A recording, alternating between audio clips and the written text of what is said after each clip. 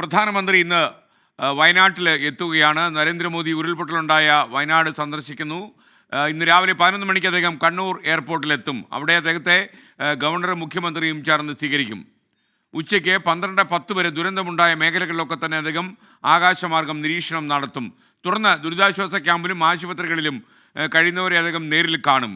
വിശദാംശങ്ങളുമായി KR ഗോപികൃഷ്ണൻ, ദീപക് തർമ്മടം, അതേപോലെ സുർജിത് അയ്യപ്പത്ത് എന്നിവർ ചേരുന്നു. ആദ്യം KR ഗോപികൃഷ്ണനിലേക്ക്. Good morning Gopikrishnan. Good morning to all of you. എങ്ങനെയൊക്കെ ആയിരിക്കും പ്രധാനമന്ത്രിയുടെ സന്ദർശനം?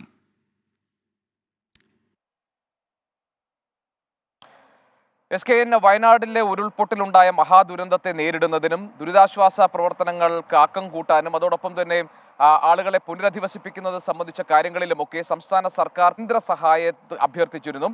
അതുകൊണ്ട് തന്നെ പ്രധാനമന്ത്രിയുടെ വയനാട്ടിലേക്കുള്ള വരവിനെ വളരെ ആകാംക്ഷയോടുകൂടിയും പ്രതീക്ഷയോടുകൂടിയുമാണ് കേരളം ഉറ്റുനോക്കുന്നത്. പ്രധാനമന്ത്രി ദുരന്തബാധിത മേഖലകളിൽ എത്തുകയും ദുരിതാശ്വാസ കേന്ദ്രങ്ങൾ സന്ദർശിക്കുകയും ആശുപത്രികളിൽ സന്ദർശിക്കുകയും ചെയ്യുന്നതുകൊണ്ട് ദുരന്തത്തിന്റെ വ്യാപ്തിയും അതിന്റെ തീവ്രതയും മനസ്സിലാക്കാൻ, നേരിട്ട് കണ്ട് മനസ്സിലാക്കാൻ അദ്ദേഹത്തിന് ഇതിന് സഹായകരമാകും എന്ന പ്രതീക്ഷയാണ് കേരള സർക്കാരിനുള്ളത്. മാത്രമല്ല, കേന്ദ്ര ആഭ്യന്തര മന്ത്രാലയത്തിന്റെ ഒരു 9 അംഗ സംഘം ഈ ദുരന്തത്തിന്റെ വ്യാപ്തിയും തീവ്രതയും മനസ്സിലാക്കാനും പഠിക്കാനുമായി എത്തുന്നുണ്ട്. അവർ നൽകുന്ന റിപ്പോർട്ട് കൂടി സ്വാഭാവികമായും സംസ്ഥാനം ആവശ്യപ്പെട്ടുള്ള സഹായം അനുവദിക്കുന്നതിനും പിന്തുണ നൽകുന്നതിനും കേന്ദ്രം പരിഗണിക്കും. എന്നാലും അതിനൊക്കെ അപ്പുറത്തായിരിക്കും പ്രധാനമന്ത്രി നരേന്ദ്രമോദി ദുരന്തബാധിത മേഖലകളിൽ നേരിട്ടെത്തി നടത്തുന്ന വിലയിരുത്തൽ. മാത്രമല്ല, ഇക്കാര്യത്തിൽ ഇപ്പോൾ ഇതിനോടകം തന്നെ ലോക്സഭയിലെ പ്രതിപക്ഷ നേതാവും വയനാടിന്റെ മുൻ MP-യുമായ രാഹുൽ ഗാന്ധി അദ്ദേഹം എക്സിൽ കുറിച്ചത് പ്രധാനമന്ത്രി നേരിട്ട് വയനാട്ടിലേക്ക് എത്തുന്നു, അദ്ദേഹം ദുരന്തബാധിത മേഖലകളിൽ എത്തുന്നു എന്നതിനെ സ്വാഗതം ചെയ്യും. അത് മാത്രമല്ല, അദ്ദേഹം ഈ വയനാട്ടിലെ ദുരന്തബാധിത മേഖലകളിൽ എത്തി നേരിട്ട് കാണുമ്പോൾ ഈ ദുരന്തത്തിന്റെ, ഈ മഹാദുരന്തത്തിന്റെ വ്യാപ്തിയും അത് എത്രത്തോളം ആഘാതം ഉണ്ടാക്കിയിട്ടുണ്ടെന്നുമുള്ള കാര്യം അദ്ദേഹത്തിന് നേരിട്ട് ബോധ്യപ്പെടുമെന്നും അങ്ങനെ ഒരു സ്പെഷ്യൽ പാക്കേജ് ഉണ്ടാകും എന്ന പ്രതീക്ഷയാണ് രാഹുൽ ഗാന്ധി എക്സിൽ പങ്കുവച്ചിരിക്കുന്നത്. ഇതേ പ്രതീക്ഷ തന്നെ സംസ്ഥാന സർക്കാരിനുമുണ്ട്. ഏതായാലും ദുരന്തബാധിത മേഖലകളിൽ എത്തുമ്പോൾ ഏത് തരത്തിലുള്ള ദുരിതാശ്വാസ സഹായമാണ് കേന്ദ്ര സർക്കാരിൽ നിന്ന് ലഭിക്കുക എന്നതാണ് ഏറ്റവും പ്രധാനപ്പെട്ട കാര്യം. ഇതിനു മുൻപ് 2013 ഉത്തരാഖണ്ഡിൽ ഉണ്ടായിട്ടുള്ള മേഘവിസ്ഫോടനത്തിലും മിന്നൽ പ്രളയത്തിലും ദേശീയ ദുരന്ത നിവാരണ ഫണ്ടിൽ നിന്ന് പണം അനുവദിച്ചിരുന്നു. സമാന സ്വഭാവത്തിൽ ദേശീയ ദുരന്ത നിവാരണ ഫണ്ടിൽ നിന്ന് കേരളത്തിനും അർഹമായ പരിഗണനയും അതുപോലെ സഹായവും ലഭിക്കും എന്ന് കരുതുകയാണ് കേരളം. നേരത്തെ തന്നെ ഈ വയനാട്ടിലെ ഉരുൾപൊട്ടലുമായി ബന്ധപ്പെട്ട ചില രാഷ്ട്രീയ വിവാദങ്ങൾ ഉടലെടുത്ത കാര്യം നമുക്കറിയാം. SKN അതിന് തുടക്കമിട്ടത് ആഭ്യന്തരമന്ത്രി അമിത്ഷാ ആയിരുന്നു. അദ്ദേഹം പാർലമെന്റിൽ സംസാരിച്ചപ്പോൾ പറഞ്ഞത് ഈ ദുരന്തത്തിൽ സംസ്ഥാന സർക്കാർ ഉത്തരവാദിയാണ് എന്ന് പരോക്ഷമായി സൂചിപ്പിക്കുകയായിരുന്നു. ഈ ദുരന്തം ഉണ്ടാകുന്നതിന് 7 ദിവസം മുൻപ് തന്നെ കൃത്യമായ ഒരു അലർട്ട് കേന്ദ്ര സർക്കാർ നൽകിയിരുന്നുവെന്നും എന്നാൽ കാര്യമായി അത് പരിഗണിച്ചില്ല സംസ്ഥാന സർക്കാർ എന്ന വിമർശനമായിരുന്നു അദ്ദേഹം ഉയർത്തിയത്. എന്നാൽ അതിന് മുഖ്യമന്ത്രി മറുപടി പറയുകയും തുടർന്ന് വിവാദങ്ങൾ കുറച്ച് കത്തിപ്പടരുകയും ചെയ്തു. അതെല്ലാം കഴിഞ്ഞ ശേഷമാണ് ഇപ്പോൾ പ്രധാനമന്ത്രി വയനാട്ടിലെ ദുരന്തബാധിത മേഖലയെ സന്ദർശിക്കാൻ വേണ്ടി എത്തുന്നത്. അതുകൊണ്ട് തന്നെ അദ്ദേഹത്തിന്റെ നേരിട്ടുള്ള വരവ് സ്വാഭാവികമായും വയനാടിന് ഒരു സ്പെഷ്യൽ പാക്കേജ് പ്രഖ്യാപിക്കാനുള്ള സാഹചര്യം ഒരുക്കും എന്ന് കരുതുകയാണ് കേരളം. അതുകൊണ്ട് ആകാംക്ഷയോടുകൂടിയും പ്രതീക്ഷയോടുകൂടിയും ഉറ്റുനോക്കുന്നു വയനാട്ടിലേക്കുള്ള പ്രധാനമന്ത്രിയുടെ ഇന്നത്തെ വരവിനെ. Okay, thank you KR Gopikrishnan. ഇപ്പോൾ സുർജിത് അയ്യപ്പത്ത് കൂടി ചേരുന്നു. Surjith Ayyappath, good morning. യഥാർത്ഥത്തിൽ ഈ വയനാട്ടിൽ നിന്ന് തെരച്ചിലില്ലാത്ത ദിവസമാണ് പ്രധാനമന്ത്രിയുടെ സന്ദർശനം പ്രമാണിച്ച്. മാത്രമല്ല, അദ്ദേഹം ദുരിതാശ്വാസ ക്യാമ്പുകളൊക്കെ സന്ദർശിക്കുന്നു. അവരുടെ വിവരങ്ങളൊക്കെ തന്നെ നേരിട്ടറിയാൻ പ്രധാനമന്ത്രി വരുന്നത് ഒരു നല്ല കാര്യമാണ്. എന്തൊക്കെയാണ് സുർജിത്തെ ലേറ്റസ്റ്റ് വിവരങ്ങൾ? ഇന്ന് പ്രധാനമന്ത്രി വരുന്നതിൻ്റെ ഭാഗമായി തന്നെ തിരച്ചിലില്ല. നാളെ ജനകീയ തിരച്ചിൽ പുനരാരംഭിക്കുമെന്നുള്ളതാണ്. ഇന്നലെ 4 മൃതദേഹങ്ങൾ കണ്ടെടുത്ത പ്രദേശങ്ങളുണ്ട്. കാന്തൻപാറയ്ക്ക് താഴെ, സൂചിപ്പാറയ്ക്ക് താഴെയായി 4 മൃതദേഹങ്ങൾ തെരച്ചിൽ നടത്തിയ സംഘം കണ്ടെത്തിയിരുന്നു. അത് എയർലിഫ്റ്റ് ചെയ്യാൻ സാധിച്ചില്ല. PPE കിറ്റില്ലാത്താണ് പ്രധാനപ്പെട്ട പ്രതിസന്ധി ആയത്. എന്തായാലും തിരച്ചിൽ നാളെ തന്നെ പുനരാരംഭിക്കും. അത് ജനകീയമായ പങ്കാളിത്തോടു കൂടിയുള്ള തിരച്ചിൽ തന്നെയാണ് നടത്തുന്നത്. അതിൻ്റെ പ്രധാനപ്പെട്ട കാരണം ഈ ആളുകളെ മുഴുവൻ വിശ്വാസത്തിലെടുക്കുക എന്നുള്ളത് തന്നെയാണ് സർക്കാർ അതിന് പിന്നിൽ ലക്ഷ്യമിടുന്നത്. കാരണം ഇനിയും നിരവധി പേരെ കണ്ടുകിട്ടാനുണ്ട്. ഈ ഒരു സാഹചര്യത്തിൽ തിരച്ചിൽ പൂർണ്ണമായും പൂർത്തിയാക്കുക, അത് ജനകീയ പങ്കാളിത്തോടെ അവസാനിപ്പിക്കുക എന്നുള്ള തരത്തിലേക്കുള്ള നീക്കം തന്നെയാണ് സർക്കാർ നടത്തുന്നത്. വലിയ രീതിയിലുള്ള നാശനഷ്ടത്തിന് വിധേയമാണിപ്പോൾ മുണ്ടക്കൈ, ചൂരൽമല പുഞ്ചിരിമട്ടം മേഖല നിരവധി വീടുകളാണ് തകർന്നിട്ടുള്ളത്. ഏറ്റവും ഒടുവിൽ തദ്ദേശ സ്വയംഭരണ വകുപ്പ് ശേഖരിച്ച കണക്കുകൾ പ്രകാരം ദുരന്തം ബാധിച്ചിരിക്കുന്നത് 4833 പേരെയാണ് ഈ ദുരന്തം ബാധിച്ചിട്ടുള്ളത്. മേപ്പാടി പഞ്ചായത്തിലെ 10, 11, 12 വാർഡുകളിലാണ് ഈ ദുരന്തം പ്രധാനമായും ബാധിച്ചിട്ടുള്ളത്. 1721 വീടുകൾക്ക് നാശം സംഭവിച്ചിട്ടുണ്ട്, അല്ലെങ്കിൽ അത്ര കുടുംബങ്ങളെ ബാധിച്ചിട്ടുണ്ട് എന്നുള്ളതാണ്.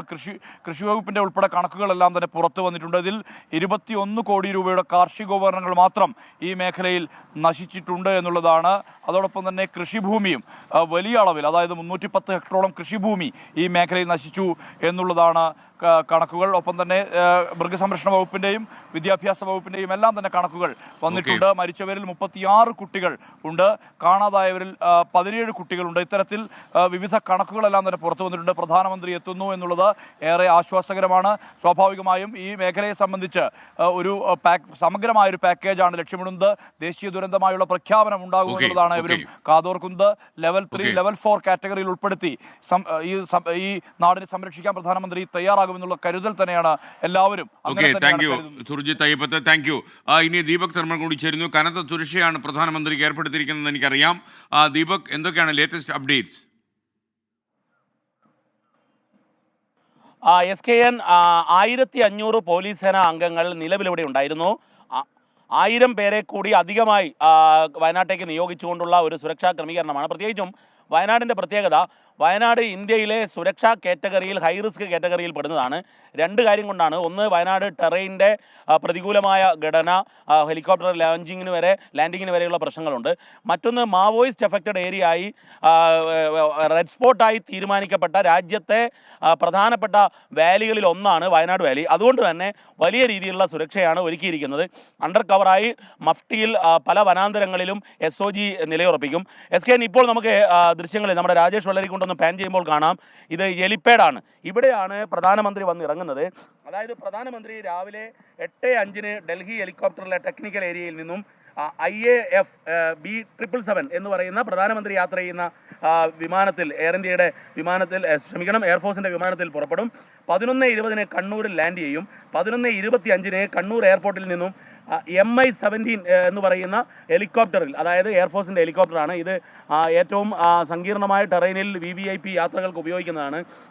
SKN ഓർക്കുന്നുണ്ടാവും, രാജ്നാഥ് സിംഗും അതുപോലെ തന്നെ അമിത്ഷയും ഒക്കെ യാത്ര ചെയ്യാറുള്ള, പ്രധാനമന്ത്രിയും കൂടുതൽ യാത്ര ചെയ്യുന്ന ഈ MI-17 കൽപ്പറ്റയിൽ അത് ലാൻഡ് ചെയ്യുന്നത്. കൽപ്പറ്റയിൽ ഇപ്പോൾ ദൃശ്യങ്ങളിൽ കാണുന്ന ഹെലിപ്പാഡിൽ, ഇതാണ് താൽക്കാലികമായി ഒരുക്കിയിരിക്കുന്ന ഹെലിപ്പാഡ്. കൽപ്പറ്റയിലെ ഗ്രൗണ്ടാണ്. അവിടെ ഇപ്പോൾ കൃത്യമായി 2 ഹെലികോപ്റ്ററുകൾ ഇറങ്ങാൻ വേണ്ടി നമുക്ക് ദൃശ്യങ്ങളിൽ പ്രേക്ഷകർക്ക് കാണാം. HN എഴുതിക്കൊണ്ട് 2 താൽക്കാലിക helipad landing centre, helicopter landing സെൻറ്ററായി 2 എണ്ണം ഉണ്ടാക്കിയെടുത്തതാണ്. ഇപ്പോൾ താൽക്കാലികമായി കഴിഞ്ഞ ദിവസം, ഇന്നലെയാണ് ഇതിൻ്റെ പണി പൂർത്തിയാക്കിയത്. ഇവിടെ ലാൻഡ് ചെയ്യും. ലാൻഡ് ചെയ്തതിന് ശേഷം 12 മണി മുതൽ 15 മണി വരെ, അങ്ങനെ പറയുമ്പോൾ 12 മണി മുതൽ 3 മണി വരെ ഏരിയൽ സർവേയും വിസിറ്റുമായിട്ടാണ്. ഈ വിസിറ്റിൽ ഒന്ന് ആശുപത്രിയിൽ പോകുന്നുണ്ട്, രണ്ടാമത് ക്യാമ്പിൽ പോകുന്നുണ്ട്. ആർമി ചരിത്രം എഴുതി നിർമ്മിച്ച ഹെലിപ്പാഡിൽ അവിടെയുള്ള ബേലി പാലത്തിലേക്ക് പോകും. അതായത് ഹെലിപ്പാഡിൽ നിന്നും നേരെ റോഡ് മാർഗം ആദ്യം പോകുന്നത് ബേലി പാലത്തിലാണ്. അവിടെ വിവിധ സേനാ മേധാവിമാർ, അതുപോലെ തന്നെ നമുക്ക് ലഭ്യമാകുന്ന സൂചന NDRFിൻ്റെയും SOGയുടെയും ആദ്യം കടന്ന, അതായത് ദുരന്ത മേഖലയിലേക്ക് ആദ്യം മങ്കി റോപ്പ് ഉപയോഗിച്ച് കടന്നവരുമായി പ്രധാനമന്ത്രി സംസാരിക്കും, അവരെ അഭിവാദ്യം ചെയ്യുമെന്നാണ് മനസ്സിലായത്. ഇതിന് ശേഷം അദ്ദേഹം കലക്ട്രേറ്റിൽ ഒരു യോഗം വിളിച്ചിട്ടുണ്ട്. ആ യോഗ ശേഷമാണ് പ്രധാനമന്ത്രി ഹെലികോപ്റ്ററിൽ തന്നെ കണ്ണൂരിലേക്ക് പോവുക. മുഖ്യമന്ത്രി പിണറായി വിജയനും പ്രധാനമന്ത്രി നരേന്ദ്രമോദിയോടൊപ്പം ഈ ഹെലികോപ്റ്റർ യാത്രയിലുണ്ട്. ചീഫ് സെക്രട്ടറി ഡോക്ടർ വേണു ഹെലികോപ്റ്ററിൽ വെച്ച് തന്നെ കാര്യങ്ങൾ വിശദീകരിക്കുകയും ചെയ്യും. കനത്ത സുരക്ഷാ സംവിധാനമാണ്. DGP ദർവേഷ് സാഹിബ് എത്തുന്നുണ്ട്. ADGP MR അജിത് കുമാർ ഇവിടെ ക്യാമ്പ് ചെയ്യുന്നു. ഏതായാലും SKN ദുരന്ത മേഖലയിലേക്കുള്ള പ്രധാനമന്ത്രിയുടെ യാത്രയെ കേരളം വലിയ ആശ്വാസമായി തന്നെ വലിയ പദ്ധതി പ്രതീക്ഷിക്കുന്നു. കാരണം L3, L4 കാറ്റഗറിയിലേക്ക് ദേശീയ ദുരന്തം എന്നുള്ള നിലയിലേക്ക് മാറ്റേണ്ടതുണ്ട്. അങ്ങനെയാണെങ്കിൽ ദേശീയ ദുരന്ത നിവാരണ നിധിയിൽ നിന്നും കേരളത്തിന് പണം കിട്ടും. അതുകൊണ്ട് തന്നെ SKN വലിയ പ്രതീക്ഷയിലാണ്. Thank you. ദീപക് തെർമുടമാണ് നമുക്കൊപ്പം വയനാട്ടിൽ നിന്ന് ചേർന്നത്.